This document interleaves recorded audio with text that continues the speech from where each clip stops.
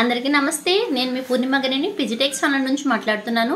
నేను బాగున్నానండి. మీరందరూ చాలా బాగుండాలని కోరుకుంటూ ఇవాళ మన టాపిక్ వచ్చేసి the best earning ideas.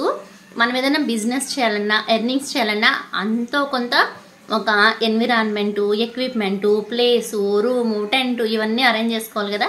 Next ఒక ప్లేస్లో పెట్టాము అనుకోండి, ఆ ప్లేస్కి మనకి పబ్లిసిటీ రావాలా, చుట్టుపక్కల వాళ్ళు చూడాలా, చూసినా మన యొక్క ఐటము చుట్టుపక్కల వాళ్ళకన్నా తక్కువ కాస్ట్కి రాగలగాల. సో ఇన్ని మనం అరేంజ్ చేసుకోగలిగితే లక్ ఉంటే కిక్ అవుతుంది మన యొక్క బిజినెస్ అనేది అనమాట.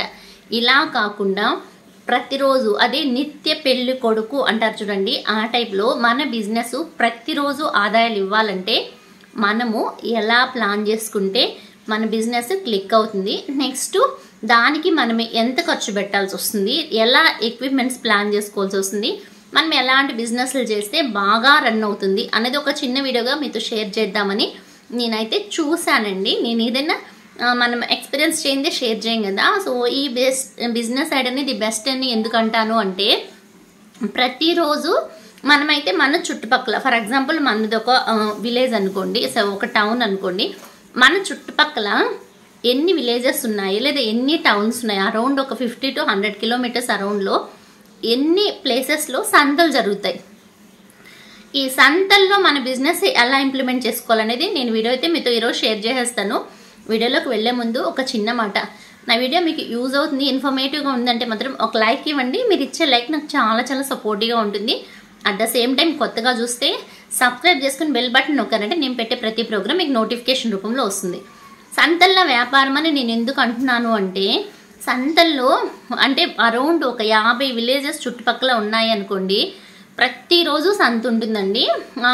50 విలేజెస్లో అంటే మన ఒక టౌన్కి చుట్టూ 50-100 విలేజెస్లో ఒక్కొక్క రోజు ఒక్కో దగ్గర సంత ఉంటుందన్నమాట. మనం ఏ బిజినెస్ చేయాలన్నా సంతల్లో ఎక్కువగా ట్రెండింగ్లో ఉన్నాయి. ఫర్ ఎగ్జాంపుల్ మనకి సీజనల్ బిజినెస్ చేసే వాళ్ళు ఉంటారు, అంటే వెజిటబుల్ బిజినెస్ చేస్తారు. కొంతమంది ఎర్రగడ్డలే అమ్ముతారు, కొంతమంది టమాటాలే అమ్ముతారు, కొంతమంది కూరగాయల్లో కొన్ని రకాలే అమ్ముతారు అనమాట, కొంతమంది కాలీఫ్లవరే అమ్ముతారండి, కొంతమంది గోబీ అమ్ముతారనమాట. అంటే ఇది సీజనల్, అంటే ఎనీ టైం ఎక్కడి నుంచైనా ప్రోడక్ట్ తీసుకొచ్చుకుంటారు. ఆ తెచ్చిన దాన్ని తీసుకెళ్ళి ఒక సంత జరిగే రోజు అక్కడొక చిన్న టెంట్ లాగా వేసేసుకొని, ఆ టెంట్ వాళ్ళు తీసుకొచ్చిన పరదాలు పట్టు అట్లా వేసుకొని దాని మీద పెట్టి అమ్మేసుకుంటారు. మళ్ళీ అంత వ్యాన్కి సర్దేసుకుంటారు, వెళ్ళిపోయి ఇంకొక రోజు ఇంకొక దగ్గర పెట్టుకుంటారనమాట.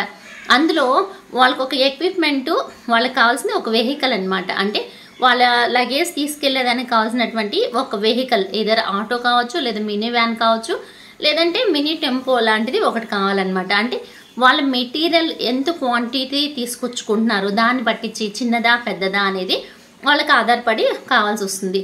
సో నెక్స్ట్ వాళ్ళకి కావాల్సింది వచ్చి వెయింగ్ మిషన్స్ కావాలా.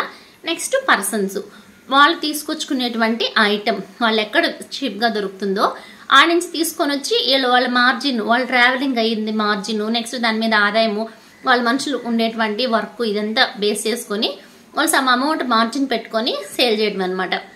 సంతల్లోనే ఎందుకు సేల్ చేయాలా, మనం ఒక దగ్గర పెట్టుకుంటే జరుగుతుంది కదా అంటే, అన్నీ ఒక దగ్గర పెట్టుకుంటే జరగవండి. అది ఎలా అంటే, నేను సంతని కాకుండా మన ఇళ్ళ దగ్గరకు వచ్చేటువంటి కొంతమంది మనుషుల గురించి చెప్తాను. ఫర్ ఎగ్జాంపుల్ చింతపండు వ్యాపారం అనమాట. చింతపండు మనం షాపుల్లో ఒక 100 ఇళ్ళు ఉండేటువంటి ఒక ఊర్లో ఒక షాప్ ఉంటే, చింతపండు వెళ్ళి కొనుక్కోవాలంటే 100 ఇళ్ళు ఓహో అంటే ఒక వారం రోజులో, లేదంటే శాలరీస్ తీసుకునే వాళ్ళు అంటే మంత్ ఎండింగో లేదంటే మంత్ స్టార్టింగ్ వెళ్ళి తీసుకునేస్తారు. ఒక ఊర్లో ఉండేవాళ్ళు మళ్ళీ ఆ చింతపండు కోసం ఒక నెల వరకు వాడరు అనమాట. ఆ వ్యక్తి 4-5 రకాలు అంటే అన్ని రకాల ప్రొవిజన్స్ పెట్టుకుంటాడు కాబట్టి ఓవరాల్గా అవే అమ్మితే జరుగుతుంది. కానీ ఒకే రకమైన వ్యాపారం చేసేటోళ్ళు, అంటే చింతపండునే కాదు, మా ఏరియాలో వచ్చి అంటే మా ఊర్లో వచ్చి కత్తులు రెడీ చేస్తారనమాట. అంటే రాజస్థాన్ నుంచి వాళ్ళు వచ్చి కత్తులు రెడీ చేస్తారు. ఆ కత్తులు ఎలా అంటే, వాళ్ళు పాత ఇనుప సామాన్లు, ఇనుప అంగళ్ళ నుంచి వేస్ట్ ఆ యొక్క ఇనుముని తీసుకొచ్చి వాటిని వేడి చేసి వాటిని సానబట్టి వాటిని కొట్టి వాటిని ఇచ్చేసి కత్తులు రెడీ చేస్తారు. ఆ కత్తులు రెడీ చేసే వాళ్ళు ఎలా వెళ్తా ఉంటారంటే ఈ విధంగానే, అంటే ఏ సీజన్లో ఏ ఊర్లో అయితే మనకి ఇది వ్యాపారం జరుగుద్ది, వాళ్ళకైతే ఒక గుడారం లాగా రెడీ చేసుకుంటారు. వాళ్ళు ఉండేటందుకు వాళ్ళ వెహికల్స్ అవన్నీ పెట్టుకుంటారు. ఒక వారమా ఒక నెల ఒక్కొక్క ప్లేస్లో టెంట్ వేసుకొని వాళ్ళు అక్కడే ఇనుప సామాన్లు, పాత ఇనుప సామాన్లు తీసుకొని వచ్చి కొనుక్కొని అక్కడే కత్తులు, ప్రతి వస్తువు అండి, కత్తులు కాదు, గడ్డపారలు కాదు, పారలు కాదు, ప్రతి వస్తువు అంటే ఏ ఐటమ్ అయినా వాళ్ళే ఓన్గా తయారు చేసి దానికి మార్జిన్ పెట్టుకొని 50 రూపాయలకి ఇనుము తీసుకొని వచ్చి దాన్ని 1500 2000కి కత్తిలు చేసి అమ్మేశారండి. నా కళ్ళు ఎదురుగా నేనే చూశాను అనమాట. ఎందుకంటే నా క్లినిక్ ఎదురుగానే ఉండింది వీళ్ళు. కరోనా టైం ముందు నుంచి వాళ్ళు ఉన్నారు. కరోనా టైంలో వాళ్ళ దగ్గర నుంచి లక్షలు బయట వచ్చిందనమాట. నేనే చాలా మెంబర్స్కి హెల్ప్ చేస్తాను మార్చుకునేటందుకు. అమౌంట్ అక్కడ నోట్లు మారుకున్నా ఉన్నాయి కదా. సో మామూలుగా చూసేదానికి ఏదో చిన్న వ్యాపారంలాగా అనిపిస్తుంది, కానీ ఒక్క 50 రూపాయల వస్తువు మీద వాళ్ళు 1500 200 1500 నుంచి 2000 రూపాయలు మార్జిన్ ఆదాయాన్ని సంపాదిస్తారు. కాకపోతే వాళ్ళ చేతి కష్టం, వాళ్ళ ఆర్ట్ అనమాట.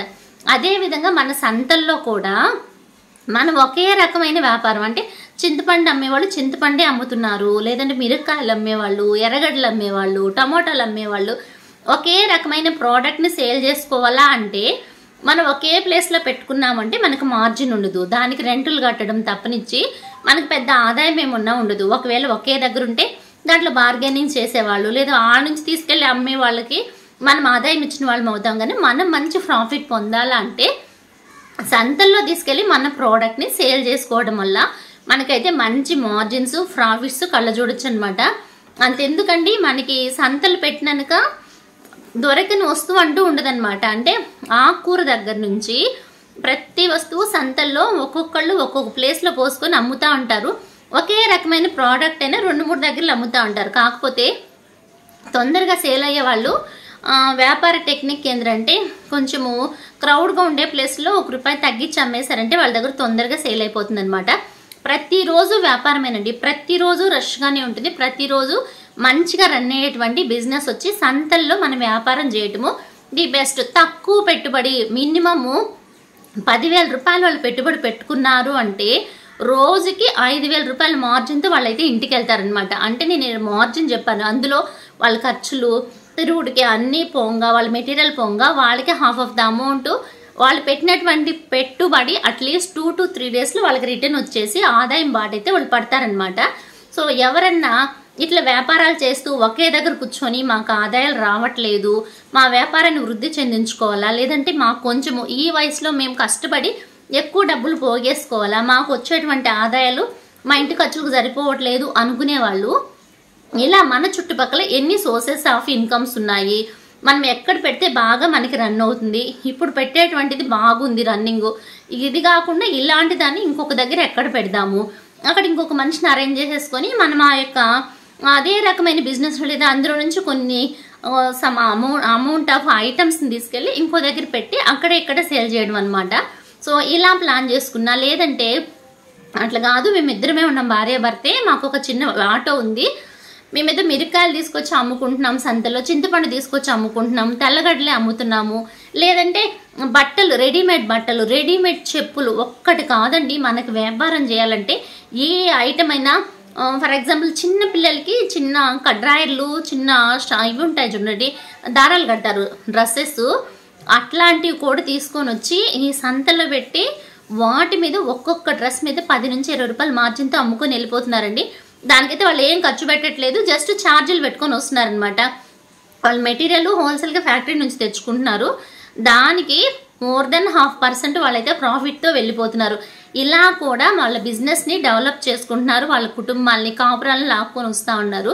సో మీకు ఏ బిజినెస్ బాగా, అంటే మీరు ఆల్రెడీ బిజినెస్ స్టార్ట్ చేస్తూ ఉన్నా, లేదా మీరు ఆల్రెడీ బిజినెస్ చేస్తున్నా, మాకు ఇక్కడ రెంట్లు ఎక్కువ అవుతున్నాయి, నేను ఒకే దగ్గర పెట్టలేను, లేదంటే నాకు ఈ ప్లేస్లోనే బిజినెస్ పెద్దగా జరగట్లేదు అనుకునేవాళ్ళు, లేదా ఇంకా హై మార్జిన్ మాకు బిజినెస్ కావాలా, లేదా మేము రోజు అట్లా కూర్చొని చేయలేము, వారానికి 3 రోజులే వ్యాపారం చేస్తాము, మిగిలిన 4 రోజులు ఖాళీగా ఉండాలా, లేదంటే వారానికి 4 రోజులే పని చేస్తాము, వారానికి 5 రోజులే పని చేస్తాము, మాకు మంచి ఆదాయం రావాలా అనుకునే వాళ్ళు ఖచ్చితంగా ఈ సంతల్లో చేసేటువంటి బిజినెస్ ఏదైనా, మీరు ఏ బిజినెస్ చేస్తున్నా సంతల్లో పెట్టడానికి ట్రై చేయండి.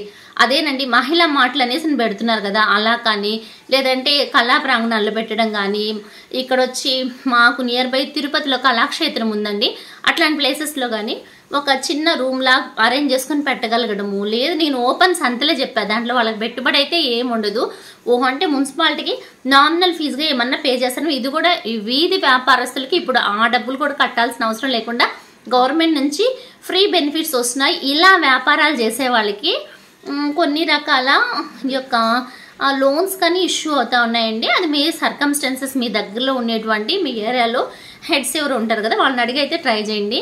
ఇలా ట్రై చేయడం, ఇలా వ్యాపారం చేయడం వల్ల మీ వ్యాపారాన్ని వృద్ధి చెందించుకోవచ్చు. రెగ్యులర్గా పని చేయకపోయినా మనకు ఆదాయము, మార్జిన్ అయితే పెరుగుతూనే ఉంటుందన్నమాట. కాకపోతే ఎక్కడెక్కడ సంతలు జరుగుతున్నాయి, అక్కడ ఏ వస్తువు బాగా మంచిగా గ్రోనప్ అంటే బాగా పోతా ఉంది, ఎవరికి ఏ టైంలో ఏ వస్తువు డిమాండ్ ఉంది, దాన్ని కొంచెం గ్రౌండ్ వర్క్ చేసుకుని అది ఎక్కడ తక్కువ రేటుకి వస్తుందని కనుక్కొని అక్కడి నుంచి 1-2 సార్లు అలవాటు పడితే మళ్ళీ వాళ్ళే వేసి పంపించేస్తారు. పర్టికులర్గా ఆ రిమైనింగ్ ప్లేసెస్లో వారానికి 7 రోజులు 7 ప్లేసెస్లో, లేదంటే ఒక 50 గ్రాముల సంతలు జరుగుతున్నాయి అంటే మీరు అలా రొటేట్ జరుగుతూనే ఉండడం అనమాట. సో ఇలా ఎవరన్నా యూజ్ అవుతుంది, మాకు పనికొస్తుంది ఐడియా అంటే మాత్రం తప్పకుండా ట్రై చేయండి. మీకు నచ్చినట్లయితే ప్లీజ్ ఒక లైక్ ఇవ్వండి. అలాగే కొత్తగా చూస్తే సబ్స్క్రైబ్ చేసుకొని ఫాలో అవడానికి అయితే ట్రై చేయండి అబ్బా. Okay, bye, see you.